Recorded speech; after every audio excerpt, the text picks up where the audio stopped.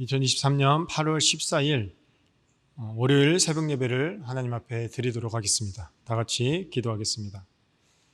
사랑의 하나님, 지난 주일 우리가 하나님 앞에 마음과 정성을 다하여서 예배드리고 이 한 주를 또 믿음으로 시작하기 위하여 새벽에 제단에 나왔습니다. 우리 하나님의 말씀을 사모하고 주님 뜻대로 살기를 소망하는 우리 성도님들에게 하나님 특별한 은혜를 베풀어 주시고 이 더위 가운데 하나님께서 우리 성도님들을 두 눈동자로 지켜 주시옵소서. 감사드리며 살아계신 예수님의 이름으로 기도드립니다. 아멘. 오늘 하나님께서 우리에게 주신 말씀은 구약성경 예레미야 19장 1절부터 14절부터 20장 6절까지의 말씀입니다. 예레미야 19장 14절부터 20장 6절, 제가 가지고 있는 성경 구약 1082쪽입니다. 자, 14절부터 다 같이 한 목소리로 읽겠습니다. 예레미야가 여호와께서 자기를 보내사 예언하게 하신 도벳에서 돌아와서 여호와의 집 뜰에 서서 모든 백성에게 말하되, 만군의 여호와 이스라엘의 하나님께서 이와 같이 말씀하시되, 보라, 내가 이 성읍에 대하여 선언한 모든 재앙을 이 성읍과 모든 촌락에 내리리니 이는 그들의 목을 곧게 하여 내 말을 듣지 아니함이라 하시니라. 임멜의 아들 제사장 바스울은 여호와의 성전의 총감독이라. 그가 예레미야의 이 일을 예언함을 들은지라. 이에 바스울이 선지자 예레미야를 때리고 여호와의 성전에 있는 베냐민 문 위층에 목에 씌우는 나무 고랑으로 채워두었더니 다음날 바스울이 예레미야를 목에 씌우는 나무 고랑에서 풀어주매 예레미야가 그에게 이르되, 여호와께서 내 이름을 바스울이라 아니하시고 마골 미사빕이라 하시느니라. 여호와께서 이와 같이 말씀하시되, 보라, 내가 너와 내 모든 친구에게 두려움이 되게 하리니 그들이 그들의 원수들의 칼에 엎드려질 것이요 내 눈은 그것을 볼 것이며 내가 온 유다를 바벨론 왕의 손에 넘기리니 그가 그들을 사로잡아 바벨론으로 옮겨 칼로 죽이리라. 내가 또 이 성읍의 모든 부와 모든 소득과 모든 귀중품과 유다 왕들의 모든 보물을 그 원수의 손에 넘기리니 그들이 그것을 탈취하여 바벨론으로 가져가리라. 바스울이 너와 내 집에 사는 모든 사람이 포로되어 옮겨지리니 내가 바벨론에 이르러 거기서 죽어 거기 묻힐 것이라. 너와 너의 거짓 예언을 들은 내 모든 친구도 그와 같으리라 하셨느니라. 아멘. 새벽에 제단에 나오신 우리 성도 여러분들 환영하고 축복합니다. 특별히 온라인으로 예배드리시는 우리 성도님들에게도 하나님의 동일한 은혜가 있길 소망합니다. 우리가 어제 살펴본 말씀은 예레미야가 하나님의 명령을 따라서 옹기를 흰놈의 아들의 골짜기로 옮겨서 그 옹기를 깨트리면서 심판의 예언을 선포합니다. 그 후에 예레미야는 다시 성전으로 돌아와서 성전을 드나드는 백성들을 향하여서 똑같은 심판의 내용을 선포합니다. 그러나 예레미야는 이전에도 그랬듯이 성전에서 하나님의 말씀을 선포함에도 불구하고 환영받지 못하고 사람들에게 책망받고 오히려 더한 핍박을 받는 내용을 기록하고 있습니다. 오늘의 본문의 구체적인 내용은 이렇습니다. 예레미야가 성전에서 이제 하나님의 말씀, 그 하나님의 심판의 메시지를 전하자 성전의 총책임자였던 바스울이 말씀을 전하는 예레미야를 잡아서 핍박하기 시작합니다. 2절을 보면 바스울이 말씀을 전하는 예레미야를 때리고 그 다음에 나무 고랑을 그의 목에 채웁니다. 그런데 우리가 예레미야를 핍박하는 인물, 이 핍박의 당사자인 성전의 총책임자 바스훌에 대해서 좀 살펴볼 필요가 있습니다. 바스훌, 그 이름은 우리에게 익숙하지 않는 이름입니다. 어찌 보면 그 이름을 보면 히브리인의 어떤 이름이 아니라 히브리인의 입장에서 봤을 때 외국인의 이름과 같습니다. 그 이유는 무엇이냐? 바술이란 이 이름은 애굽식 이름이다라는 것이죠. 그의 이름의 뜻은 호르스의 아들이라는 뜻입니다. 호르스가 누굽니까? 애굽의 신 중에 하나이죠. 이스라엘 성전 총책임자의 이름이 호르스, 애굽의 신 호르스의 아들이라고 얘기를 한다. 이것은 말 다 한 거죠. 분명 바술의 아버지 임멜도 제사장이었을 가능성이 높은데 그 아들의 이름을 성경의 인물을 가지고 지은 것도 아니고 또 그렇게 애굽의 호르스란 신의 이름으로 지은 것을 보면 당시에 이스라엘의 영적인 상태가 그 영적 수준이 어느 정도인지 우리는 가늠해 볼 수 있다라는 것이죠. 문화의 이름으로, 요즘의 트렌드다 하는 이름으로 하나님의 백성, 성전 맡은 자의 이름을 호르스의 아들 바술로 지은 것을 보면 당시의 영적 상태는 그야말로 처참한 수준이다라고 말할 수 있습니다. 우리가 여기서 기억해야 할 부분이 있습니다. 자, 바술은 분명 신앙의 가문에서 태어났습니다. 그리고 그는 분명 성전 책임자라는 신앙인의 중책을 맡았습니다. 그럼에도 불구하고 아버지 인멜이 아들의 이름을 바스훌이라 이름한 것은 어떤 마음에서였을까요? 바로 신앙은 신앙이고 삶은 삶이다. 이런 관점을 가지고 있었다라는 것이죠. 하나님은 하나님이고 내 삶은 내 삶이다라는 철저하게 신앙의 삶과 이 세상의 삶, 이 두 가지가 분명히 분리되고 구분된 철저하게 이원론적인 신앙의 관점을 가지고 살았다라는 것을 우리는 유추할 수 있습니다. 우리 믿음의 자녀들은 이 점을 가만히 생각하고 유의해야 합니다. 우리가 살아가는 현대 문화를 살펴보시기 바랍니다. 인간의 인권이 부각되고 문화의 다양성이 존중되는 시대에 살고 있죠. 문화와 인권이 나쁘다는 것은 아닙니다. 그러나 이러한 것들을 올바르지 않는 방식으로 바라봤을 때 우리는 그것을 얼마든지 나쁜 식으로 남용하고 적용할 수 있다라는 것이죠. 예를 들어 교회를 출석하면서 재미로 점을 보고 그리스도인임에도 불구하고 성적인 부분은 인권의 영역이라고 생각을 하면서 문란한 성생활을 합리화하는 문화가 이것이 문제, 이러한 문화가 만연하다라는 것이죠. 사랑하는 성도 여러분, 우리가 이 점을 기억해야 합니다. 신앙과 삶은 분리될 수 없습니다. 신앙은 신앙이고 삶은 삶이 아니라 믿음이 있기 때문에 우리는 믿음으로 세상을 살아갈 수 있는 것이고 믿음이 있기 때문에 우리의 삶은 있는 것입니다.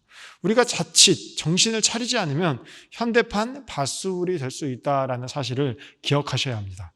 오늘 이 예배를 드리는 저와 여러분들은 신앙과 삶이 따로 분리되는 삶이 아니라 믿음과 삶이 동일한 방법으로 동일한 방향을 바라보고 살아가는 저와 여러분들 되시길 주님의 이름으로 축원드립니다. 자, 오늘 본문에 보면 성전은 성전이고 삶은 삶이라고 생각했던 바술에게 성전 총책임자의 자리는 우리가 생각해 보아야 한다는 것이죠. 그에게 성전 총책임자의 자리는 어떠한 자리였을까요? 당연히 하나님의 말씀에 귀 기울이고 그 말씀을 성전에 선포될 수 있도록 그 성전의 총책임자의 역할을 주었지만 바술은 그게 아니었다라는 것이죠. 바술에게 신앙은 성전은 또 하나의 문화, 또 하나의 자기의 이름을 드높이는 어떠한 명예직에 지나지 않았습니다. 성전의 총책임자는 하나님께서 주신 영적 부담감을 가지게 하는 그러한 엄중한 자리가 아니라 자신을 조금 더 그럴듯하게 보이는 자리, 자신을 조금 더 있게 보이는 사람, 자신이 사람들에게 박수받고 존경받게 하는 그렇게 자신을 높여주게 만드는 자리가 바술에게는 성전 총책임자의 자리였다라는 것이죠. 그 근거는 무엇입니까? 저는 바술이 예레미야가 성전 앞에서 전하는 그 하나님의 메시지를 하나님의 음성으로 바술이 정말 들었을까 듣지 못했을까라는 의문을 가지게 되었습니다. 여러분들은 어떻게 생각하십니까? 바술이 예레미야가 전하는 하나님의 심판의 메시지를 저것은 하나님의 메시지다 이렇게 생각했을까요? 아니면 저것은 하나님의 메시지가 아니라 자신의 어떤 감정적인 호소다라고 생각했을까요? 저는 전자라고 봅니다. 분명 바술은 신앙의 가문에서 태어났고 성전 총책임자의 자리에 오를 정도였으면 예레미야의 음성을 하나님의 준엄한 심판의 말씀으로 인지는 하였을 것입니다. 그러나 그에게는 하나님의 말씀보다 더 중요한 게 한 가지가 있었죠. 그것은 무엇이냐? 하나님의 뜻보다 자신이 지금 누리고 있는 명예, 사람들이 존경하는 그 존경이 하나님의 심판의 메시지보다 더 중요하였다라는 것이죠. 성전 총책임자로서 가지고 있는 권력이 더 중요했습니다. 그는 하나님의 말씀이 성전 안에서 선포되어지는 이스라엘 백성의 회개가 중요한 것이 아니라 오히려 한술 더 떠서 그에게는 이스라엘 백성들이 예레미야의 말씀을 듣고 하나님 앞에 회개하면 어쩌지라는 그러한 두려움을 오히려 가지고 있었을 것이라 추측을 해봅니다. 하나님께로 돌아가는 움직임이 있을까 봐 걱정되었죠. 만약에 예레미야를 통해 하나님의 말씀이 선포되고 이스라엘 백성이 하나님 앞으로 돌아가게 되면 어떻게 될까? 내 자리는 어떻게 될 것인가? 내 자리를 위협받지 않을까라는 그러한 인간적인 걱정을 하였기 때문에 바스울은 예레미야의 말씀을 듣고 그를 학대하고 짓눌렀다라고 우리는 볼 수 있습니다. 바스울은 예레미야가 전하는 하나님의 말씀을 무시하고 자신의 권력을 마음대로 휘두르게 된 결과야 그는 어떠한 결과를 맞이하게 되었습니까? 하나님께서는 그의 이름을 바꾸어 주셨죠. 3절을 보면 그는 이제는 바스울이 아니라 마골 미사빕이라는 새로운 이름을 갖게 될 것이다 라고 얘기를 합니다. 그 이름의 뜻은 무엇입니까? 사방의 두려움이다 라는 뜻이죠. 결국 그가 하나님의 말씀을 무시하고 저지른 만행이 바스울은 물론 바스울의 이웃까지, 그의 친구까지, 그의 가족까지 재앙이 임할 것이다 라는 것이죠. 바스울, 너 하나의 잘못된 선택, 너 하나의 하나님의 말씀을 무시한 결과 너 때문에 너의 이웃과 너의 주위의 사람들이 하나님의 심판을 함께 경험하고 그 심판의 광경을 너는 두 눈으로 똑똑히 목도하면서 경험하게 될 것이다라는 그러한 무서운 말씀을 선포하게 됩니다. 사랑하는 성도 여러분, 지도자 한 명의 역할, 지도자 한 사람의 책임이 이렇게 무겁고 엄중한 자리다라는 것이죠.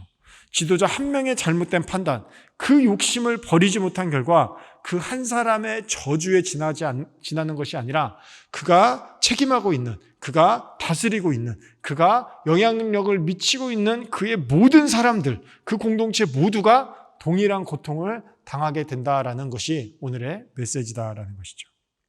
여기서 바스울은 누구일까요? 어찌 보면 우리 목회자일 수도 있습니다. 또한 교회를 구성하는 당회원이신 장로님들, 또한 항존직인 권사님들, 또한 안수 집사님들을 생각할 수도 있죠. 이 바스울은 누구일까요? 우리가 섬기고 있는 봉사의 자리에, 책임 있는 자리에 서 계신 분들일 수도 있다는 것이죠. 어찌 보면 이 바스울은 우리가 각 가정의 아버지, 영적인 기둥인 남편과 아내를 말할 수도 있습니다. 결국 하나님께서는 오늘 말씀을 통해 우리에게 말씀하시는 것은 그리스도를 믿는 우리 모두에게 향하는 메시지이라는 것이죠. 내가 먼저 믿는 자로서 직장에서 친구들과의 관계의 자리에서 가정에서 구역에서 전도의 모임에서 우리는 각자의 역할과 책임감 있는 자리, 그 자리에 있다라는 것이죠. 우리는 모두가 바스울이 될 수도 있다라는 것이죠. 우리가 이 점을 기억하시고 거룩한 부담감을 가지고 영적인 예민함을 유지하면서 살아가는 저와 여러분들 되시길 주님의 이름으로 축원드립니다. 말씀을 마무리하겠습니다. 사랑하는 성도 여러분, 이 시간 저와 여러분들이 반드시 기억해야 할 기도가 있다라고 생각을 합니다. 첫 번째는 무엇이냐? 말씀을 맡은 자, 성전을 섬기는 종들, 그리고 한국교회의 영적 지도자들이 올바른 말씀을 분별하고 전할 수 있도록 기도해야 합니다. 영적으로 바로 설 수 있도록 그들을 위해서 기도해 주시기 바랍니다. 그들이 자신의 위치, 나의 유익을 위해서 말씀을 자신의 입맛에 맞게 취사 선택하여 전하지 않도록 우리가 기도해 주어야 합니다. 두 번째는 무엇입니까? 바로 우리 성도님들께서 전해지는 말씀을, 선포되어지는 말씀을 제대로 분별할 수 있는 분별력을 가질 수 있도록 우리는 기도해야 합니다. 우리가 성경을 가까이 하고 말씀을 사모하는 훈련을 통해 말씀을 들을 수 있는 귀를 달라고 기도하시고 그런 믿음으로 오늘 하루를 살아가시는 저와 여러분들 되시길 주님의 이름으로 축원드립니다. 기도하겠습니다. 사랑과 은혜가 충만하신 하나님 아버지, 하나님, 우리가 그리스도인으로서 부름받은 각자의 자리가 있습니다. 직장에서, 가정에서, 전도회에서, 봉사의 자리에서 각자의 믿음의 자녀로서 부름받은 우리를 하나님이 우리가 바스울과 같은 인생을 살아가지 않도록 우리를 붙들어 주시옵소서. 하나님, 우리가 믿음의 책임감을 가지고 우리가 속한 곳에서 하나님께서 기뻐하시는 믿음의 삶을 살아갈 수 있도록 우리를 다스려 주시고 우리를 책임져 주시옵소서.